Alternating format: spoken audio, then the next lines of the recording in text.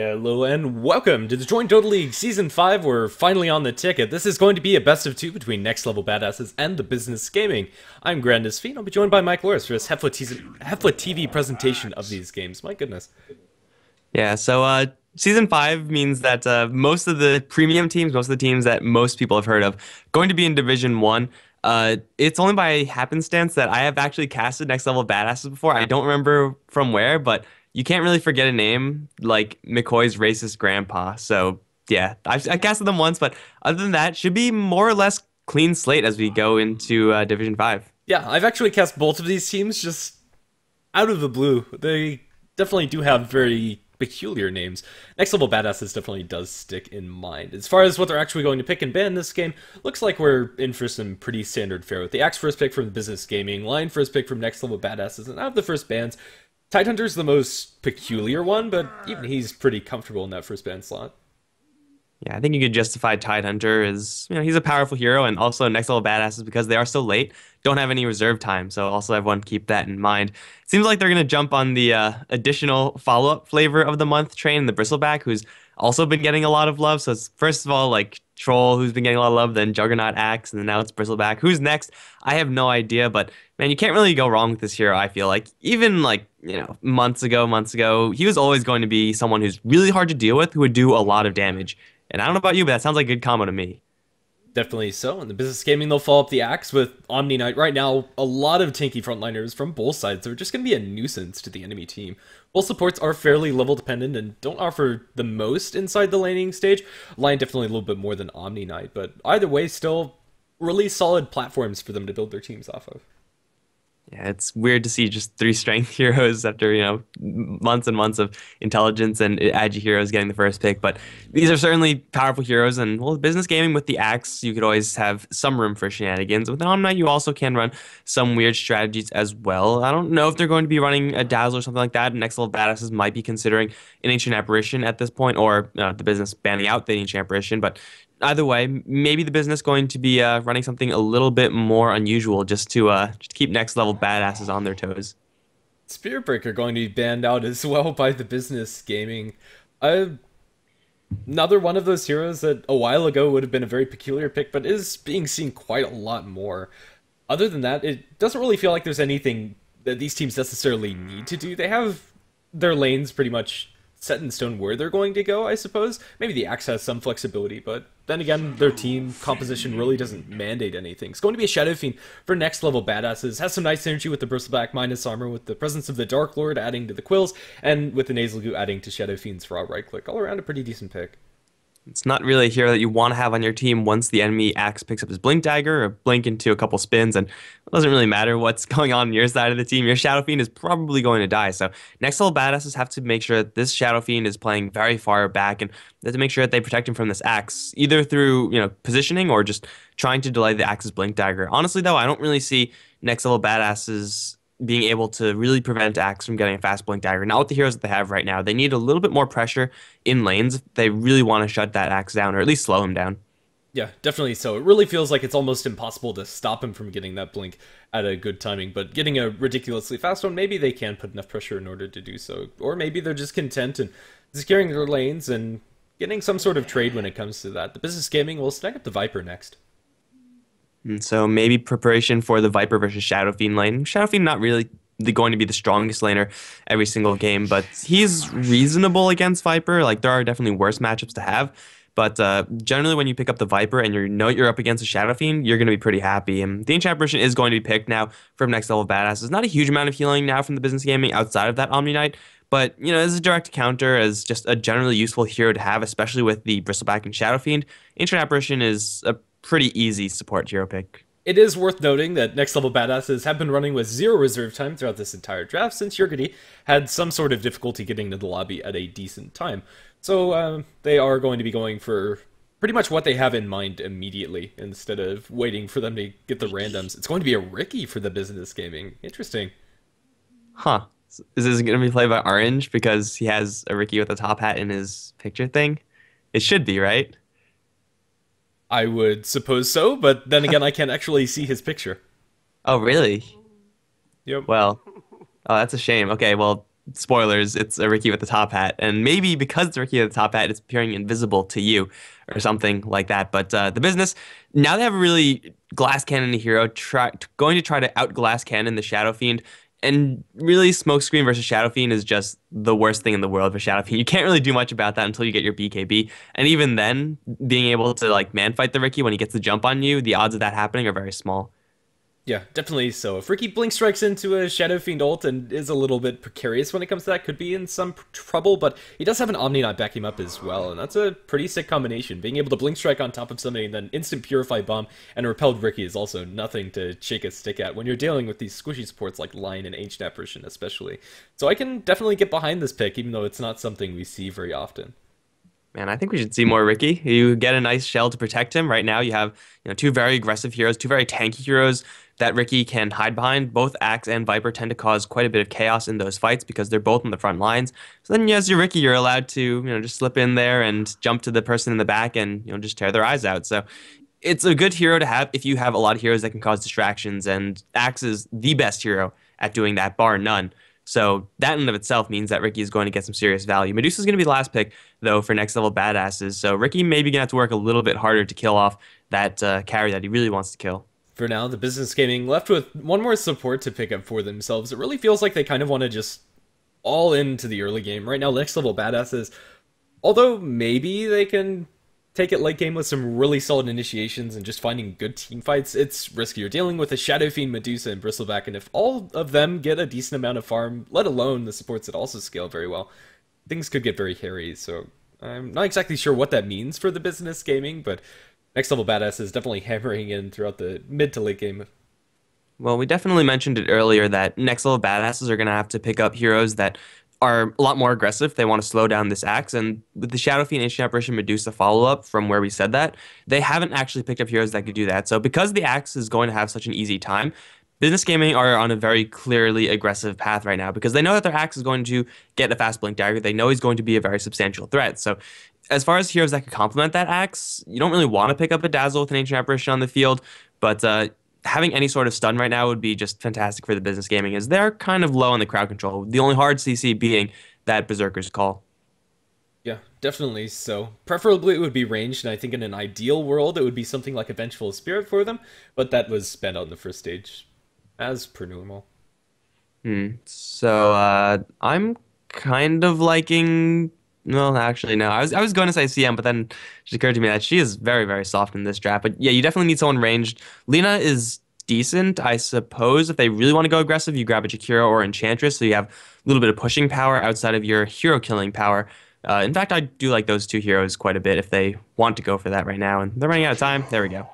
And it's going to be the Jakiro that they settle on for the Business Gaming. Right now, I quite like their draft, and I think it works pretty well together, and they're going to have a very wide window where next level badasses are quite a bit weaker than them. We'll have to see if NLBA are going to be able to delay the game long enough to where they actually get those core items up.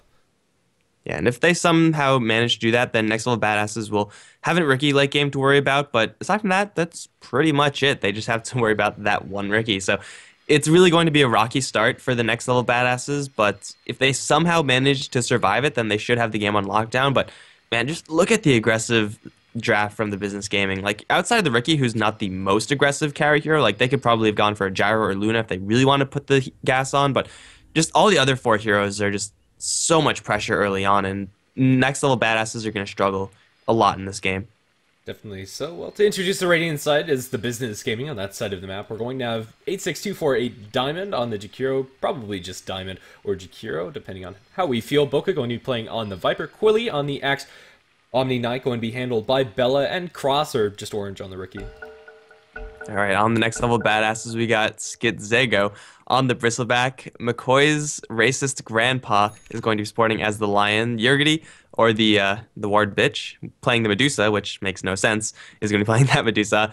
And Dromines is on the Ancient Apparition. That leaves DVG on the Shadow Fiend. Man, these names are just so colorful, and I kind of like it, actually.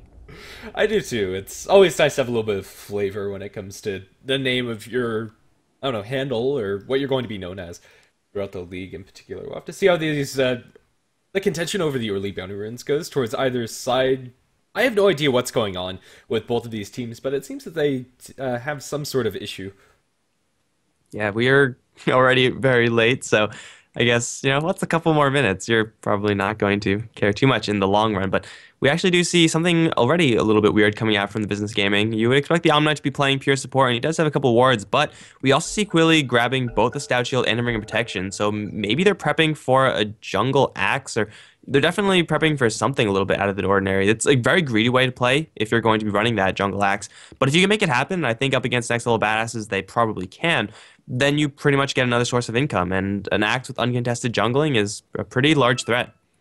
Yeah, not to mention an Omni Knight getting a little bit of extra levels, not something that you're going to be sad about at all. Bella, if he's able to get up his level 6 at an early click, is going to find himself in a game where he can actually accomplish a lot more. As a lane support, Omni Knight, although he offers a heal with Purification, for the most part is just going to be pulling, and for the early portions of the game, at the very least, an Observer Ward's going to be blocking that, as Bristleback has placed that early up. Looks like the top rune is going to be the place to be for both sides as they're bringing in a lot of heroes. It looks like it's going to be conceded the way of NLPA there. Well, Lion has a sentry right now. They don't know that the Riki is here, but if Riki walks in, then first of all, Riki is like the best hero that you could possibly want on your team if you're going to be stealing a bounty rune like that.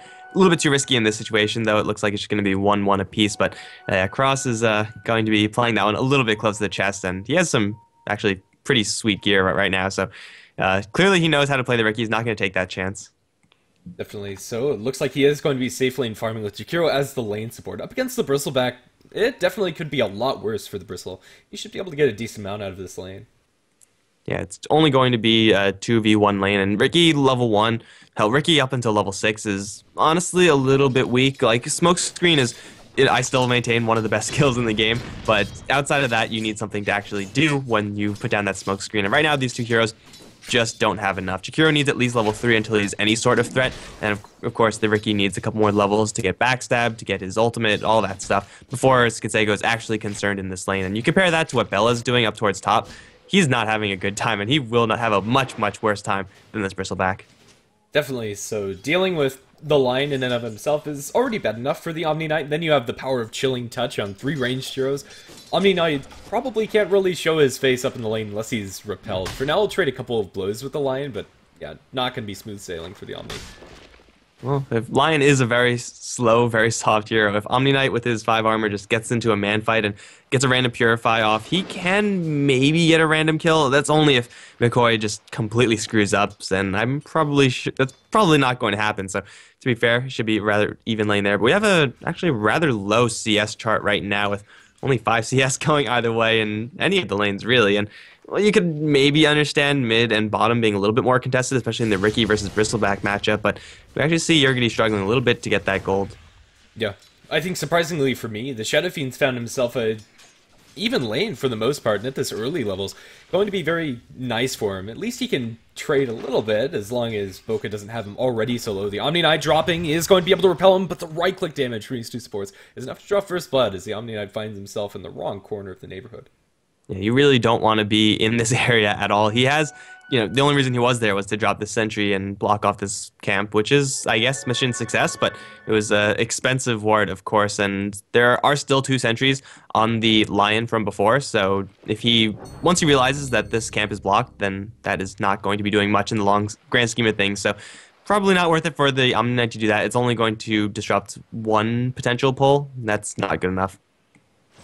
Definitely. So, well, looks like we're just going to be back in for a pretty passive game. Even though Lion and HCAP are really threatening in lane, it's unlikely that they're going to be making any rotations. Oh, they are going to find out this Bristleback. They have the axe rotating in from the sidelines, and Skitsego looks like he's going to be falling here pretty soon. The backstab going to town, and Axe is just going to come in for one last right click with the double damage.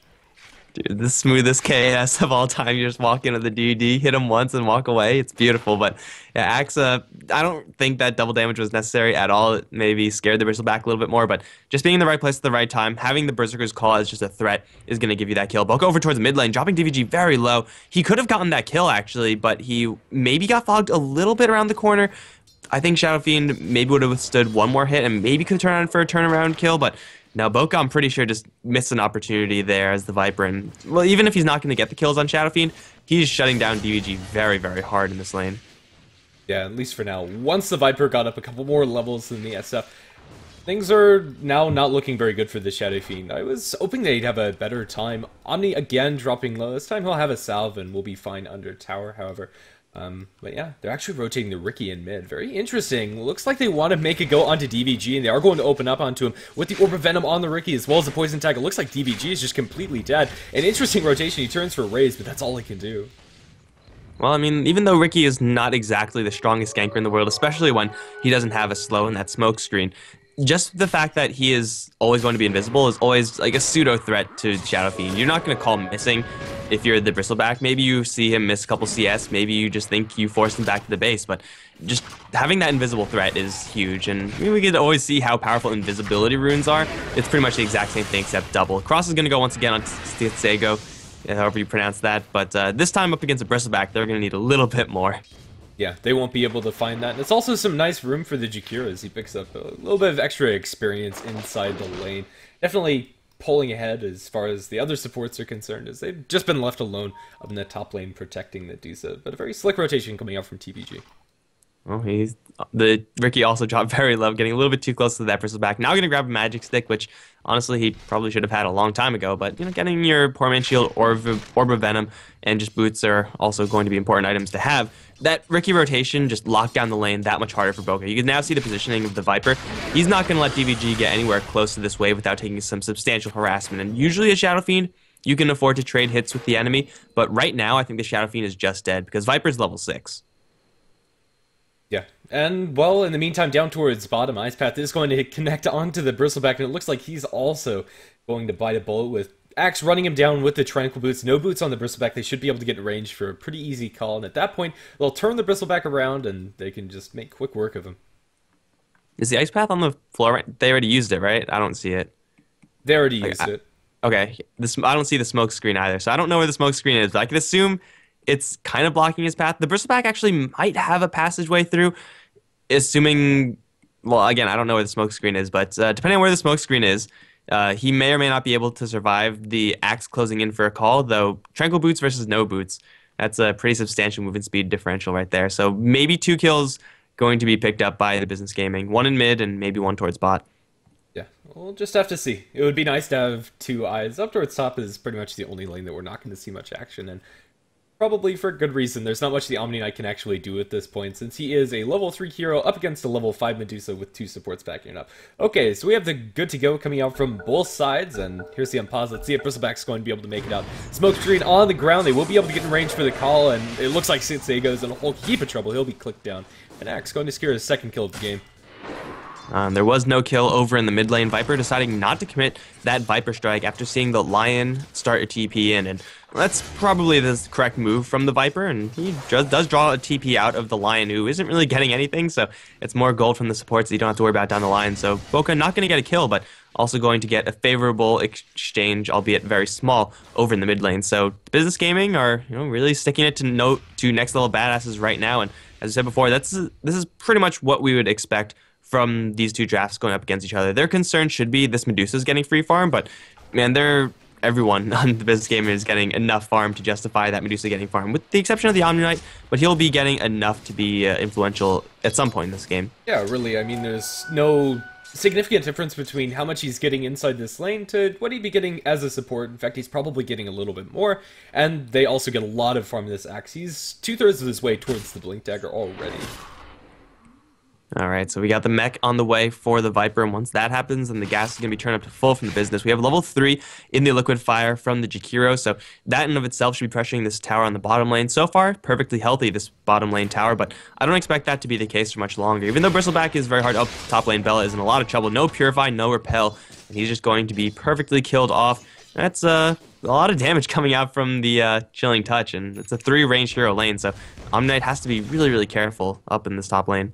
Definitely so. Quelly also needs to exercise a little bit of caution, dropping low inside the jungle, but he'll be able to make his way back to base. He's probably just going to chill, as he is so very close to this blink, and it's going to be coming out at a very fast click, 8 minutes or so. Oh, he's actually going to stick around, so yeah, he's going to get a little bit of Tranquil Boot regen going and just try to jungle it up until he gets to that Blink Dagger. So once he has that, then it should be more or less at the same time of the mechanism on the Viper, and they already, of course, have the Liquid Fire that I mentioned before.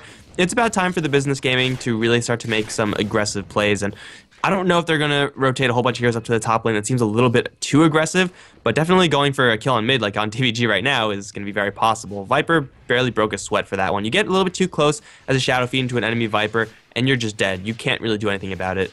Nope, just Viper Strike and the run down with maxed out Poison attack, and that is your mechanism completed up for Boca. And TBG, it looks like they're pretty much primed to go for whatever they want to. In fact, I'd like to see them put a little bit more pressure onto this bottom tower with the Jakiro. They haven't actually landed a Liquid Fire into it as of yet. Yeah, and it's kind of weird to see. Eventually, the Bristleback is not going to be able to hold out against this. It seems like they're going to play it really slow on the bottom lane just to kind of lure the Bristleback into a false sense of security. And then once your Axe has the Blink Dagger right next to the lane, then you jump in on him. So maybe they're just trying to set up for a kill down on this bottom lane. Maybe they just don't really care about pushing because they know they'll get it eventually. Either way, the bottom lane is still going pretty well as Bristleback is being doubled up in the CS department compared to the Riki.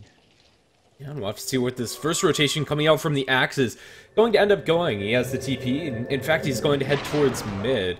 Quilly doesn't have a target immediately to go towards, however. Shadow Fiend's made his way up towards top to refill his bottle, and Axe, although he got a very fast Blink Dagger, it's going to be delayed by a couple of seconds in impact on the game.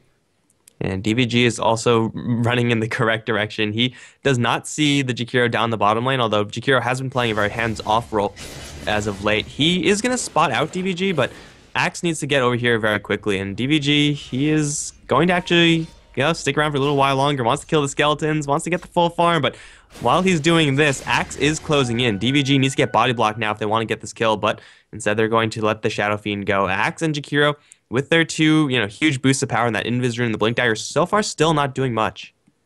Yeah, and it looks like they aren't going to be able to find anything, that is, unless DVG steps up towards his tower, and it looks like he's not going to do that, at least without backup, or is he? He's going to show his face, thinks better of it, as DVG makes it back towards his tier 2 tower, and that's where he's safe. Yeah, you should know just, first of all, that Quilly was in the jungle this entire game, so by this time, a jungling hero should have their Blink Dagger if they have been fully jungling, and they got a kill, so I think Shadow Fiend is making the correct decision right now, but even though he's not actually in the lane, well, first of all, Cross in the bottom lane is in a little bit of trouble. No, he'll Blink Strike to a creep, and he'll be just fine, but even though the Shadow Fiend's not, he's playing it correctly by sitting over here near the tier 2 tower, his tier 1 is still dying, Liquid Fire is still working, and maybe he gets a trade overall for the team, but even if they get that trade, I don't really know if that's going to be worth it, just because the Business Gaming don't have to stop, and they could also defend their top lane, which looks like they're going to do. Yeah, they'll send Cross up there. The top tier 1 is already dropped incredibly low. So it isn't without trade for NLBA. They also get a lot of farm in the Bristleback in the meantime down towards bottom, but yeah, it's not ideal by any means for DVG. Haste Rune being set upon by the Axe. It looks like he's going to hand that over to somebody else. That somebody else might be the Viper, or maybe he's just waiting for a moment to strike. We'll just have to see. He's going to pick it up himself and think about going towards mid, but think better of it as he angles up towards top. Well, either way, the Business Gaming not making a super aggressive play stick just yet. They're going to run into the Ancient Apparition. That's a Purify and one right click, and then one Blink Strike and one additional right click. That's the death of the Ancient Apparition. This Riki has gone for maxed out permanent invisibility. Not exactly the build I would have thought he would go for, as generally the difference between level 3 level 4 not too noticeable, but it is going to be enough to kill off such a soft support hero regardless. Now looking at the Medusa, I don't really know if he wants to be doing this. Medusa doesn't have that much mana. The neutral's helping out quite a bit. DVG, though, going to show his face. And actually, Cross going to blink immediately onto that Shadow Fiend. It's a lot of damage coming out from that Riki, but he only has 2 more Blink Strike charges. Doesn't really want to go for that any longer, but this is still a very dangerous situation here for Next Level Badasses with only 2 heroes here from the Business Gaming. Purify going to steal all of the CS, and now straight into the Medusa. It's going to be jump by Cross. He just needs one more auto attack, and he'll find it. He's going to need one raise. Second raise hasn't been unveiled by the Shadow Fiend, and can't actually find it. They do get the Hex off onto Cross, and now he's out of the Invis to have any further detection. Earthspike going to connect, and the Sentry on the ground. Cross not going to lose his life with a nice blink in from the Axe. Catches out 2 into the Ice Path from the Jakiro. Dual Breath lands onto everybody, although Chilling Touch is there from the Ancient Apparition. They can't do much. Cross coming back in. He drops Smoke Cloud onto the ground, and he's playing so risky. He will be Earthspiked up, but they are able to dunk down 1, dunk down 2. The Shadow Fiend and the Axe going to, or rather the Shadow Fiend and the Lion going to hit the dirt as Axe claims 2. I don't think the timings can get any closer than that. Quilly coming in just in the nick of time to save that Riki. And even though Riki might go down there, like let's say Riki did go down there, it doesn't really matter to the Business Gaming that much. Like they would have gotten a decent trade regardless because the Axe was closing in, and even if the Riki goes down, it's one hero for what, like 3 heroes, 4 heroes? Like that was really good for the business gaming, no matter what happened in the end to that Riki. But they also managed to save him, and Riki is going for a very aggressive build on that Blads.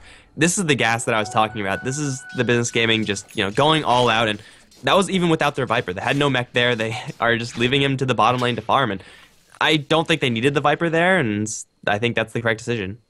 Yeah.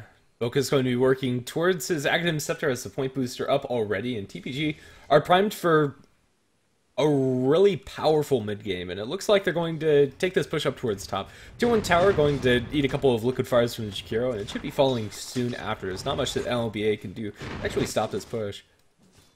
Man, not only did they not get the Riki kill, but they also invested 3 sentry wards, which now are probably going to be doing nothing. That's a lot of gold these supports really can't afford. Down towards the bottom lane, jump in from Cross, jump in for Quilly, gonna catch 3 with the call, dunk 1 after having killed the other. DVG also going to get his head chopped off. Omniknight arriving a little bit too late to the party, but man, that was a clean sweep on the bottom lane. Business Gaming giving Next Level Badasses the business, and that's 11-2 right now. They're not stopping on the top lane either. No, Jakiro cleanly took away that tier 1 tower. They'll chop down the next couple of creep waves with a handful of Axe Illusions that were left behind. And with this momentum, TVG will take a tier 1 tower down towards bottom as well. It just doesn't feel like NLPA can do anything about any of these heroes from TBG on their own, let alone when they're grouped together. Axe now with Repel, it really feels like he's untouchable at this point. And the Cross also on the hunt. He's going to find Yurgity, who's just farming it up with Mana Shield on. Oh man.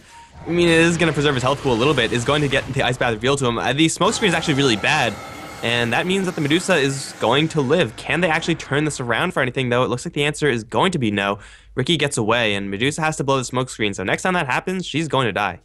Yeah, it's going to be very unfortunate for the Medusa. Not only is that her putting that Stone Gaze on cooldown, she's also missing out a lot of farming time, and she's farming where she should be safest, and she's being forced out by TVG. They commit hardly anything except for a handful of Blink Strike charges.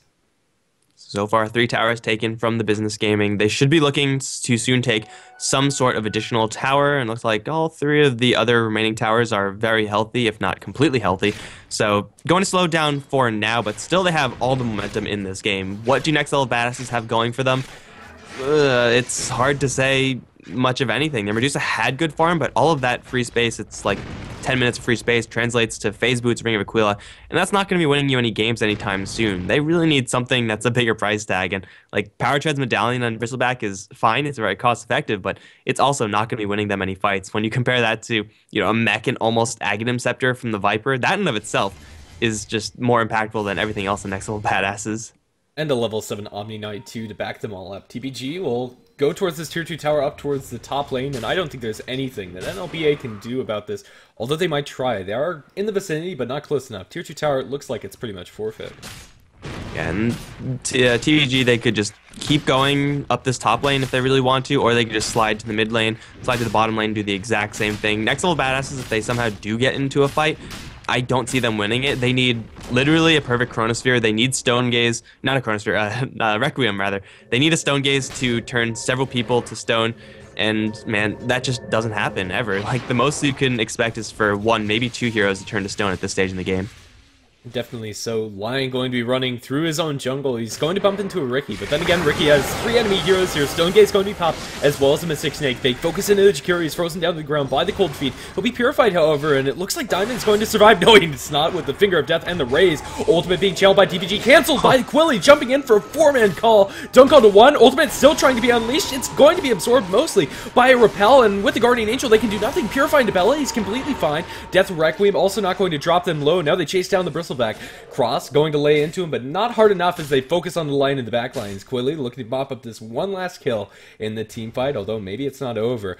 Skitseko over in the sidelines, being spotted out by the Riki. Lion going towards the north, but into the loving arms of Cross himself. 1 Blink Strike would be all he needs to actually bring him down, or do they even need it? Just a handful of backstabs, and that's going to be a pretty clean fight by TVG. Do so. What are you doing? Jumping in. She gets the Omni Knight kill, but let's see if it's at any cost of her own. Going to be able to get the 1 snipe. It ends up working out. I thought that was a lot riskier than it was. Omni Knight just sticking around a little too long. It was a lot riskier than it was. The only reason why that worked was because Riki didn't expect the Medusa to teleport in, so he didn't put down the smoke screen, which would have completely screwed the Medusa over. So I guess the element of surprise, getting Medusa a kill there, and you probably can't count on that working the next time. But hey, a kill's a kill, and Omni Knight is a pretty nice kill to take, and it's going to be nice with the Medusa, but man, look, you have 2 Aghanim Scepters now on TPG. What are you supposed to do about this? You're already having trouble enough, and I'm pretty sure this Axe, man, his Blink Dagger was first used at like, what, 12 minutes or something like that? But he's caught like 2 heroes with the call, then 3 heroes, now 4 heroes. Like, this guy is just getting all of the calls pretty much as perfectly as you could possibly ask. So TPG, they're not going to stop. They're going to go down to maybe the bottom lane. I don't even know, just because the Viper was not in that last fight at all. He was on the bottom lane farming. Right now, 450 kill threshold on the Culling Blade. That's half of Shadow Fiend's HP. It's really scary to be the line in HE Apparition in particular, with about 600 HP in their health pools, 1-2 spins, and they're both done. The Ricky's getting some nice scouting out for his team in the meantime as they set their sights on the tier 2 tower down towards bottom, but it really feels like TBG have all of the momentum in the world. Cross is spotted out by a Sentry Ward, but already the Viper Strike spam going the way of NLBA is just going to be so annoying for them. Blink Strike in, onto the poor Lion, he's going to be dropped down. Is going to turn, but not enough. Purify is going to be enough to keep the Ricky alive, and now with the, excuse me, extra repel onto him, he really doesn't have to fear much at all. Skitego going to be dunked down to the ground by the Axe, and that's a monster kill for him. And Cross is still surviving. Mechta Purified up is at 100% HP. That was even with a wasted Purify from Bella because of that ice effect on Cross, but the repel was there in time, so Ricky didn't take any substantial amount of damage. Another couple of kills going the way of the Business Gaming, and man, that Axe is cull. If you get an Aghanim Scepter on Axe this early, it's suddenly like the most terrifying skill in the game. Bristleback is not supposed to die when he has that much health. No one's supposed to die when they're at half HP, but Quilly can make it happen, and he's one of the few heroes in the game at this point that can make it happen, and, well, they clearly just did. So it's going to be the bottom lane tier 2 going down. The mid lane tier 2 is also going to go down. Next level badasses, their Medusa has a Yasha Ultimate Orb. To be fair, she doesn't have terrible farm right now, but it's definitely not good enough. No, definitely so. 1-1 and 2. Medusa's not playing poorly, but Yurgity is not a hero that can make immediate use of that farm. Although a 6-slotted Medusa is scary, don't get me wrong, it's getting that point that's the hardest for that hero. Tier 2 tower in the mid is going to be taken out by TVG, and it looks like NLBA are just going to wait for the high ground push. They really can't do anything else. They can't contest these tier 2 towers. They probably can't even contest Roshan. They might be able to, in theory, take a Roshan fight just because they have a Requiem, they have a Lion, they have Medusa, Ancient Apparition. These are all good Rosh fighting heroes, but they're just so far behind right now that going that far outside of their base is going to put them in so much risk. So it's probably pointless for them to even try. You're probably going to throw in a couple of Ice Blasts because you can. But I'm pretty sure TPG are going to clean up this Roshan before next level badasses can do anything, and if next level badasses want to do something, if they actually go out and try to contest this, they're not going to have a good time doing so. It's not the fastest of Roshans by any mean by TBG. They really don't have a team that's fit for taking Roshan very early, I suppose, but they'll be able to do it either way. With the sustain for the mechanism, with Purifies, and the Ancient Apparition Ice Blast is only level 1, hardly tickles. They're already back up at full. If they got Vlad so that the 2 melee heroes can get some lifesteal, they have Liquid Fire as well, so the Roshan is attacking extremely slowly, and Purify in case anyone, I don't know, gets like quad bashed or something. But this Roshan is going to be dropping, and Quilly's going to make a classy escape, not getting bashed there because it's going to be Cross to, of course, take the bash. Aegis is probably going to be grabbed by the Ricky, and that will also give him enough to grab his BKB. So Ricky is pretty much fully turned on right now. Acts as a Blade Mail. He's been on for a very long time now. I'm pretty sure a high ground push is incoming. I don't think they should go for the mid lane, but honestly, they could go for whatever they want right now. For sure. Right now, TVG, it really feels like they have all the tools that they could want at this point in the game, and I don't think it's getting any better for them. If we take a look at the advantage, it's pretty dirty. 15,000 net worth in their lead, and about 10,000 in the experience.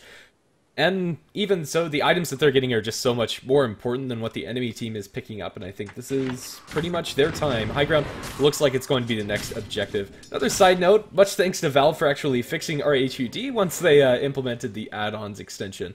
After taking out Override VKK, they will blink in for a call. They find themselves a poor line. He's cooled down. There's nothing you can do. What do you do about that? Not be behind your tier 3 tower? Yeah, you gotta be in your fountain, man. The only place that's safe, and even then, there's an Aegis on Ricky. Oh man, that was just such a filthy kill. Lion was at such a high amount of HP, like as far as his health bar was concerned, it looks like he was very healthy. But the kill threshold of the Axe right now is pretty insane. 450, you already said.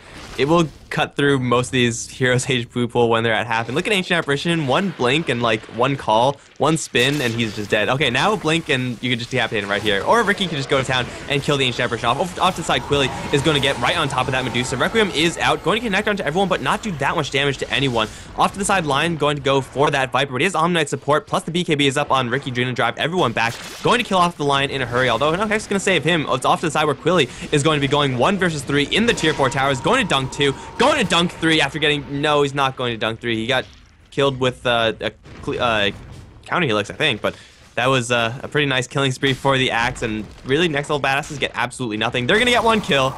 Tally, there's 2 kills. Scoreboard is up there for next level badasses. They might actually kill off the Viper with that chilling effect. No, it's not going to happen as Cross jumps right in. He's going to get impaled, and he's going to get bolted to the floor from Cold Feet. This is probably going to be the Ricky's loss of Aegis.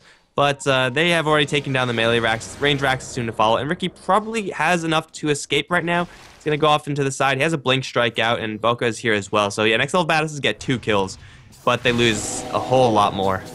Yeah, definitely so. The Ancient Apparition, after ending those sprees, even though it would be nice to have an Aghanim Scepter on the AA, it's more or less a distant dream. Even after getting pretty much all of that 1200 gold in that last fight, all it really buys him is a point booster. Man, this is just almost just completely GG territory for next level badasses. Their Medusa hasn't picked up anything. Their Bristleback hasn't picked up anything. I guess Buckler rather. That doesn't count as something. And DVG has had nothing for this entire game. Like Bracer, Staff of Wizardry, I don't really know what he's going for, but I can tell you that whatever he's going for is not going to be enough. They need like 2 or 3 Divine Rapiers worth of gold spread out amongst all their heroes. Then they have a chance. Yeah, definitely so. It's going to be a dual scepter build for DVG, and although it's a lot of fun and great when you're ahead, it shores up a lot of Shadow Fiend's weaknesses. This game really doesn't feel like it's the one for it. They have plenty of ways to deal with him, just blink call and bring him down before he's able to even get off that Eul's. It's really scary. DBG, or TBG rather, going to head up towards the top lane, and looks like they're just going to do exactly what they did down towards bottom. The barracks are already down there, and if that wasn't enough, it looks like they're going to make it 2. Oh no, there's a double damage rune on Riki. This is going to be pretty disgusting. He's going to be hitting very, very hard. Just 200 damage to pop without backstab damage. Oh, he's going to find Medusa. Probably the hardest one for him to kill. But he's going to take out most of her mana. Unfortunately, not all of it. Smokescreen, a little bit out of position there. Medusa is able to Stone Gaze and walk away. She should be very lucky, actually. She's very happy that she survived that, as most heroes would have just died there. Definitely so. And if there was any other backup, I think she's also dead. But at the very least, TBG are going to find themselves with an opportunity to push up high ground as Medusa is forced to sit inside base. Can't do anything. They'll blink in, call onto 2. Ice Path from the low ground going to catch out Skansego, dunk onto 1. Requiem being channeled by the Shadow Fiend, but that doesn't actually do very much of anything. Blink Strike onto him. Cross is dropping low, but they'll bring down the Shadow Fiend first. Mech'd up, Cross is still alive, and now Skansego looks like he's going to be the one to fall. Chop down. Triple kill for Quilly. Ice Path connects onto the Medusa, and they're not done yet. Behind the tier 4 towers, they're going to add insult to injury, as it looks like Yurgity is going to be dunked. Can't even do it. It's going to be a good game, called out by the position 6 Medusa. Man, Axe's right clicks are also doing a lot of damage, and it's only because this game is at this stage, 25 minutes in, that you see these right clicks doing so much more. And usually at this stage, or when a game is at this stage, Axe's right clicks are going to be completely irrelevant, but he was doing some pretty serious damage in those fights, and when you're bringing heroes down just to like half of their HP pool, then you could dunk them on a 0 cooldown spell, yeah, you're going to be walking away with a score like Axe's right now, 16-1-3, and I'm pretty sure that's well-deserved. Business Gaming just destroy next level badasses. Yeah, we'll have to see if next level badasses are going to be able to come back game 2. It is also worth noting that this time around they will have reserve time, so maybe they can shore up their draft a little bit to get it more comfortable for them. But that first game definitely looking very dominating for the Business Gaming. We'll come back to you with game number 2 up shortly.